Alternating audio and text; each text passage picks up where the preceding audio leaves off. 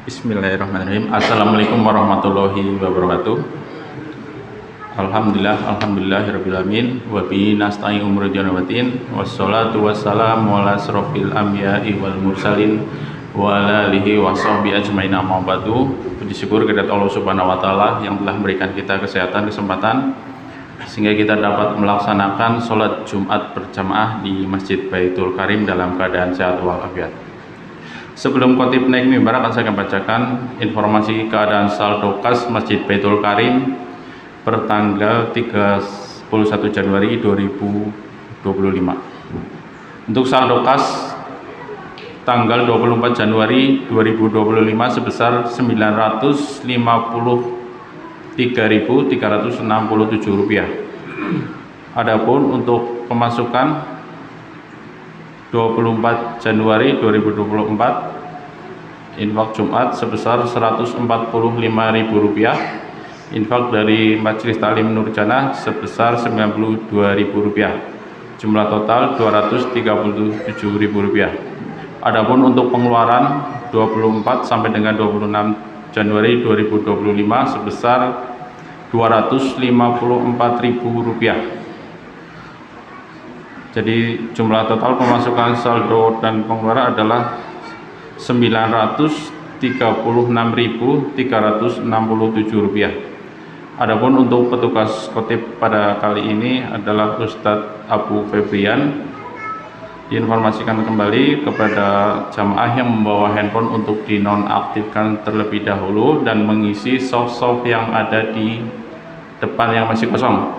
Adapun untuk informasi kegiatan di Masjid Baitul Karim adalah untuk pengajian TPA anak-anak dilaksanakan setiap Jumat, Sabtu dan Ahad setelah pada asar. Adapun untuk kegiatan Jumat berkah di Masjid Baitul Karim tetap berjalan sesuai dengan jadwalnya masing-masing. Dan adapun untuk kajian pembahasan bahasa Arab dilaksanakan pada hari Kamis pada asar, dan untuk pengajian di akhir bulan dilaksanakan di Ahad keempat atau terakhir. Demikian informasi dari Tamil Masjid Baitul Karim. Terima kasih atas partisipasinya untuk kegiatan Masjid Baitul Karim. Terima kasih. Wassalamualaikum warahmatullahi wabarakatuh.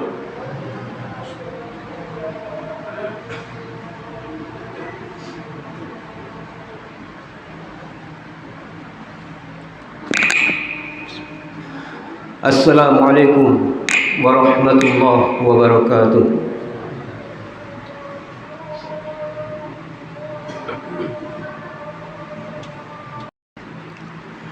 Innal hamdalillah nahmaduhu wa nasta'inuhu wa nastaghfiruh wa natubu ilaih wa na'udzu billahi min sururi anfusina wa min sayyiati a'malina.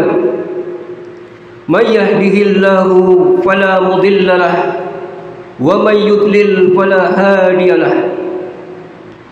Asyhadu an la ilaha illallah wahdahu la syarika lahu wa asyhadu anna Muhammadan abduhu wa rasuluh.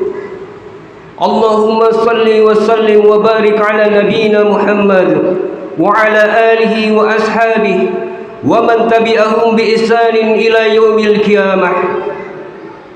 Wa qala Allah ta'ala fi kitabihil karim, ya ayyuhalladzina amanu taqullaha haqqa tuqatih wa la tamutunna illa wa antum muslimun. Fa inna asdaqal hadithi kitabullah wa khairul huda huda Muhammadin sallallahu alaihi wasallam wa syarrul umuri muhdatsatuha fa inna kulla muhdatsatin bid'ah wa kulla bid'atin dhalalah. Amma ba'du, fa ya ibadallah, usikum wa nafsi bitaqwallah faqad fazal muttaqun. Ma'asyiral muslimin, sidang Jumat rahimani wa rahimakumullah. Jamaah, marilah kita senantiasa memuji akan kebesaran Allah Subhanahu wa taala dan atas segala kebaikan-kebaikannya, sehingga pada hari yang mulia ini kita kembali dipilih kembali dihadirkan oleh Allah Tabaraka wa Ta'ala untuk bisa menunaikan kembali ibadah yang mulia salat Jumat berjamaah. Maka khatib tidak bosan-bosannya mengajak kepada jamaah kaum muslimin dan kepada pribadi kami khususnya untuk meningkatkan iman dan takwa kita kepada Allah Subhanahu wa Ta'ala. Bisa jadi jamaah dari hari Jumat ke Jumat banyak khilaf dan salahnya kita, malasnya kita untuk mendatangi majelis-majelis taklim, malasnya kita untuk bertolabul ilmi, untuk mencari ilmu, malasnya kita untuk mendengarkan tausiah. Maka jadikanlah momen pada hari Jumat ini sebagai momen untuk kita bisa mengambil sebuah faidah, sebuah manfaat yang disampaikan oleh khatib.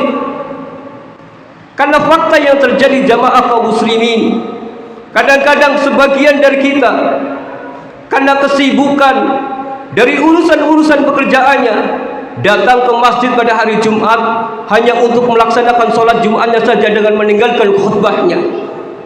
Yang padahal Allah Subhanahu wa Ta'ala ketika masuk hari Jumat, Allah memerintahkan kepada kita, fas'au ila dzikrillahi wa dzarul ba'id. Maka cepat-cepatlah, bersegeralah kita untuk mengingat kepada Allah Subhanahu wa Ta'ala dan tinggalkanlah segala urusan-urusan duniawi. Karena kata para ulama, sebagian ulama mengatakan hasil dari jerih payah, hasil dari kerja kita ketika berpas-pasan dengan sholat Jumat terus kita meninggalkannya, maka hasil tersebut tidak layak kita konsumsi. Kadang-kadang sebagian dari kita datang ke masjid pada hari Jumat yang tujuannya hanya untuk melepaskan penat dan lelah kita, sehingga ketika datang pas khutbah berlangsung, wah momen yang pas ini untuk memejamkan mata kita untuk tidur. Maka ketika bangun, dibangunkan jamaah sebelahnya atau jamaah yang ada di belakangnya, sehingga hanya melaksanakan sholat Jumatnya saja. Kadang-kadang sebagian dari kita jamaah kaum muslimin kepalanya menunduk, memalingkan mukanya karena tidak cocok dengan khatibnya, tidak cocok dengan apa yang disampaikannya. Bisa jadi jamaah kaum muslimin, apa yang disampaikan oleh khatibnya itu bisa menyentuh hati kita. Bisa jadi jamaah apa yang disampaikan oleh khatib, teka-teki kehidupan yang selama ini kita cari, kita dapat jawabannya dari tema yang apa yang disampaikan oleh khatib. Allah Subhanahu wa Ta'ala berfirman, mengingatkan pada kita, wa idza quriya al-Qur'an fastami'u lahu wa ansitu la'allakum turhamun. Ketika dibacakan ayat-ayat Allah, disampaikan dalil kalau Allah, firman Allah, apa tugas kita jamaah? Fastami'u wa ansitu, maka dengarkanlah dan perhatikannya. Ya apa tujuannya? La'allakum turhamun, agar kalian mendapatkan rahmat dan kasih sayang dari Allah Subhanahu wa Ta'ala. Telah kami jelaskan dan kami sampaikan, bisa jadi apa yang disampaikan oleh khatib ini kita mendapatkan sebuah huda, sebuah petunjuk dari Allah Subhanahu wa Ta'ala. Meskipun yang menyampaikan mungkin orangnya lebih muda, akan tetapi dia berilmu. Mungkin yang menyampaikan orang yang kita benci, orang yang kita musuhi, akan tetapi yang disampaikan adalah qala Allah wa qala Rasul, firman-firman Allah dan sabda Rasulullah sallallahu alaihi wasallam. Maka ma'asyiral muslimin, sidang Jumat yang dimuliakan oleh Allah Subhanahu wa Ta'ala, bisa jadi jamaah kebiasaan-kebiasaan tersebut bisa menjadikan terjangkitnya sifat takabur jamaah, yaitu penyakit kesombongan. Yang padahal penyakit kesombongan menghalangi pelakunya masuk ke dalam surganya Allah Subhanahu wa Ta'ala. Sebagaimana sabda Rasulullah sallallahu alaihi wasallam yang disebutkan dalam hadis riwayat Muslim dari Abdullah ibnu Mas'ud, Rasul mengatakan, la yadkhulul jannah man kana fi qalbihi mithqalu dzarratin min kibr. Tidak akan masuk surga seseorang yang di dalam hatinya terdapat kesombongan, meskipun hanya sebiji zarah, hanya sebiji sawi jamaah kaum muslimin. Lalu sahabat bertanya, inna rajula yuhibbu an yakuna thawbuhu hasanan wa ta'luhu hasanatan. "Ya Rasulullah, bagaimana jika ada seseorang yang senang memakai pakaian bagus, memakai sandal bagus, apakah itu merupakan kesombongan?" Lalu Rasulullah mengatakan, "Innallaha jamilun yuhibbul jamal." Sesungguhnya Allah itu bagus, Allah itu indah, dan Allah cinta pada kebagusan. Kata Rasulullah SAW, yang dimaksud dengan kesombongan atau al-kibr yaitu batarul haq wa ghamtun nas. Yang dimaksud kesombongan, kata Rasul, adalah menolak sesuatu hak, sesuatu yang benar, dan meremehkan manusia. Maka ma'asyiral muslimin, marilah kita lihat apa yang dikatakan oleh Rasulullah SAW. Kesombongan itu ada dua, adalah menolak kebenaran dan meremehkan manusia. Marilah kita simak yang pertama, jamaah kaum muslimin, bagaimana binasanya makhluk-makhluk yang mulia di sisi Allah Subhanahu wa taala dibinasakan oleh Allah berkat kesombongan dan keagungannya. Sebagaimana yang dipopulerkan oleh iblis, yang awalnya adalah makhluk mulia di sisi Allah, disejajarkan dengan malaikat, dengan makhluknya Allah Subhanahu wa taala, tapi karena kesombongan dan keagungannya dibinasakan dan dimasukkan dalam neraka jahanam khalidina fiha. Sebagaimana firman Allah, "Idz qala rabbuka lil malaikah inni khaliqu basyarum min tin." Ketika Allah berfirman kepada malaikat, "Sesungguhnya aku telah menciptakan manusia yang terbuat dari tanah liat." Lalu Allah perintahkan kepada malaikat untuk bersujud. Para malaikat bersujud, illa iblis, kecuali iblis. Lalu Allah mengatakan kepada iblis, "Ma manaka an tasjuda lima khalaqtu biyadayya?" Wahai iblis, apa yang mencegahmu tidak mau sujud dengan apa yang aku ciptakan? Lihatlah perkataan kesombongannya dikatakan oleh iblis, jamaah. Iblis mengatakan, "Anna khairum minhu." Aku lebih baik daripada Adam alaihissalam. "Khalaqtani min nar wa khalaqtuhu min tin." Adam alaihissalam diciptakan dari tanah liat, sedangkan aku diciptakan dari api yang lebih mulia daripada Adam alaihissalam. Inilah bentuk kesombongan. Lalu Allah mengatakan, "Istakbarta am kunta minal alim." Apakah kau telah sombong, wahai iblis? Apakah kau lebih tinggi daripada saya? Lalu Allah hinakan, turunkan iblis dari tempat yang mulia, turun ke bumi, dan diberikan tangguh oleh Allah Subhanahu wa taala illa yaumil qiyamah, sampai hari kiamat. Dan inilah sebuah kebenaran, jamaah, yang kadang-kadang kebenaran datang dari kita tidak sesuai dengan selera kita ataupun dengan apa yang kita lakukan, dengan kebiasaan kita. Kebenaran itu datang, kita tolak. Ini salah, jamaah kaum muslimin. Maka ma'asyiral muslimin sidang Jumat yang dimuliakan oleh Allah Subhanahu wa taala. Adapun yang kedua, kesombongan, kata Rasulullah sallallahu alaihi wasallam, adalah wa ghamtun nas, yaitu meremehkan manusia. Allah Subhanahu wa taala berfirman di dalam surat As-Saff, "Wala tusahhir khaddaka lin-nasi wala tamshi fil ardi maraha." Dan janganlah kalian berpaling dari manusia karena kesombongan, dan janganlah kalian berjalan di atas muka bumi ini karena angkuh. Innallaha la yuhibbu kulla mukhtalin fakhur. Dan Allah Subhanahu wa taala tidak menyukai dengan orang-orang yang sombong lagi berbangga-bangga diri.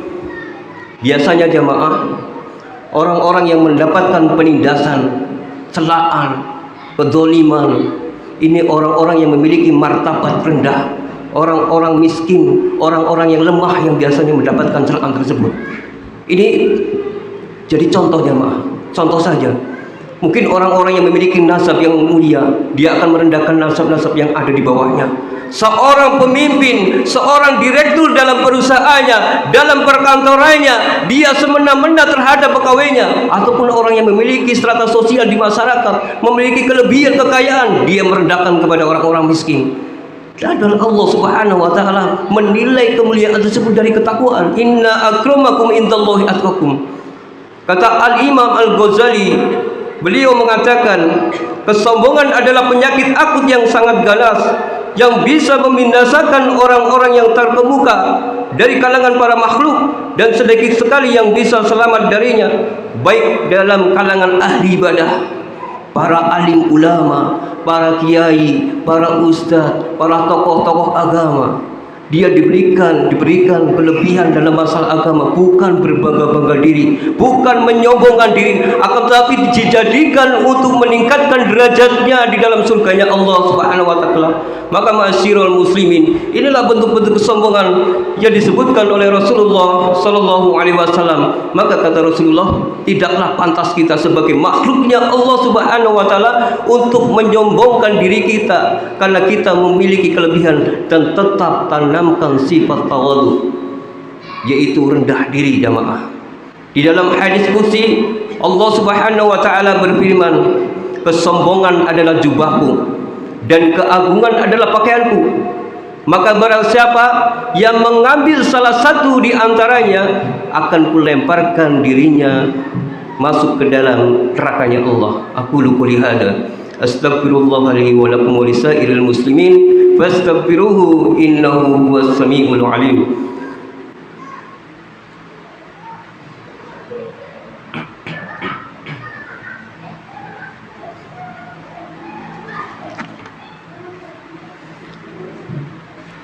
Alhamdulillahirabbil alamin, hamdan katsiran thayyiban mubarakan fih, kama yuhibbu rabbuna wa yarda.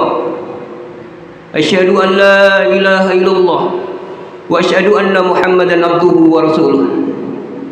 Jamaah kaum muslimin, sidang Jumat yang dimuliakan oleh Allah Subhanahu wa taala. Dan di antara sifat sombong pasti akan mengikuti akhlak-akhlak yang tercela. Antara sifat sombong dan sifat tercela tidak akan bisa terpisahkan. Di antara kesombongan yang paling buruk adalah dia tidak mau menerima kebenaran. Di khutbah yang kedua ini jamaah kaum muslimin, kami akan menyampaikan 3 kehinaan dan binasanya orang-orang yang sombong. Yang pertama jamaah kaum muslimin, disebutkan dalam surat Az-Zumar ayat 60. Allah Subhanahu wa taala berfirman, "Alaisa fi jahannam maswal lil mutakabbirin?" Bukankah di neraka jahanam disediakan tempat bagi orang-orang yang sombong? Jelas jemaah, orang-orang yang sombong memiliki tempat di neraka jahanam. Lalu yang kedua, yang disebutkan di hadis riwayat Tirmidzi dari Abdullah bin Amr bin As, Rasul mengatakan, yushirul mutakabbiruna yaumal qiyamah amsalad dari fi suratir rijal yukshahumud dari min kulli makan. Kelak pada hari kiamat, orang-orang yang sombong akan digiring seperti semut yang bermuka manusia, yang dikelilingi kehinaan di setiap tempat. Yusakuna ila sijni min jahannam yusamma bulas. Kemudian orang-orang yang sombong akan dikirim menuju penjara yang ada di dalam neraka yang bernama Bulas. Ta'luhum narul anyar wa yusakkuna min asarati ahlin nar tinatal khabala. Dan di atas neraka Bulas ada yang namanya neraka anyar, yang mana para penghuninya diberikan minumannya dari darah nanah yang mengalir dari kulitnya para penduduk neraka. Wal ya'udzubillah minan nar. Adapun yang ketiga jamaah kaum muslimin, yang disebutkan dalam hadis riwayat Bukhari dan Muslim muttafaqun alaihi dari Abi Hurairah, bahwasanya Rasulullah sallallahu alaihi wasallam mengatakan, ketika surga dan neraka diciptakan oleh Allah, surga dan neraka saling berdebat. Berdebat masalah apa? Masalah penduduk, masalah penghuninya. Yang mana neraka mengatakan, hadhihi yadkhulanil jabbarul wal mutakabbirun. Aku diciptakan oleh Allah, disediakan oleh Allah, dan akan dimasuki oleh orang-orang yang sombong dan angkuh. Lalu surga mengatakan, hadhihi yadkhulanid du'afa wal masakin. Surga diciptakan oleh Allah Subhanahu wa taala, akan dimasuki oleh orang-orang miskin dan orang-orang lemah. Telah kita ketahui hadisnya jamaah kaum muslimin, Di antara orang miskin dan orang kaya akan didahulukan orang miskin terlebih dahulu. 500 tahun jaraknya jemaah. Maka ma'asyiral muslimin, sidang Jumat yang dimuliakan oleh Allah Subhanahu wa taala, yang terakhir jamaah, apa yang bisa kita ambil dari faedah dari khutbah yang singkat ini? Maka ketika kita diberikan kelebihan oleh Allah Subhanahu wa taala, baik masalah dunia, kita diberikan titel, kita diberikan cabaran, kita diberikan kelebihan kekayaan, maka jadikan hal ini untuk meninggikan derajat kita di sisi Allah Subhanahu wa taala, bukan dalam rangka berujuk-ujuk ria atau berbangga diri untuk memperlihatkan kesombongan kita. Atau dalam masalah ad-din, masalah agama, kita diberikan suara yang bagus, bisa melantunkan Al-Quran dengan baik, dengan bagus, menjadi seorang ustaz, seorang ulama yang banyak pengikutnya, yang banyak didengar ceramahnya oleh jamaahnya. Ini bukan menjadikan kesombongan untuk berbangga-bangga diri, tapi untuk meninggikan derajatnya di surganya Allah Subhanahu wa taala. Ini faedah yang bisa kita ambil jemaah. Marilah kita berdoa kepada Allah agar kita dijauhkan dari sifat kesombongan dan kita bersimpuh kepada Allah Subhanahu wa taala dan menadahkan tangan kita kepada Allah Subhanahu wa taala. Innallaha wa malaikatahu yusallu 'alan nabi ya ayyuhalladzina amanu sallu 'alaihi wa sallimu taslima. Allahumma shalli 'ala Muhammad wa 'ala alihi Muhammad kama shallaita 'ala Ibrahim wa 'ala alihi Ibrahim fil 'alamin innaka Hamidum Majid. Allahumma fir lil muslimina wal muslimat wal mu'minina wal mu'minat al ahya'i minhum wal amwat innaka sami'un qaribun mujibud da'wat wa qadiyal hajat. Allahumma arinal haqqa haqqan warzuqna ittinabah wa arinal batila batilan warzuqna ijtinabah. Allahumma inni as'aluka al huda wat tuqa wal afafa wal ghina. Rabbana dhalamna anfusana wa illam taghfir lana wa tarhamna lanakunanna minal khasirin. Rabbana hab lana min azwajina wa dhurriyyatina qurrata a'yun waj'alna lil muttaqina imama. Rabbana ighfir lana wa liwalidayya warhamhuma kama rabbayana shighara. Rabbana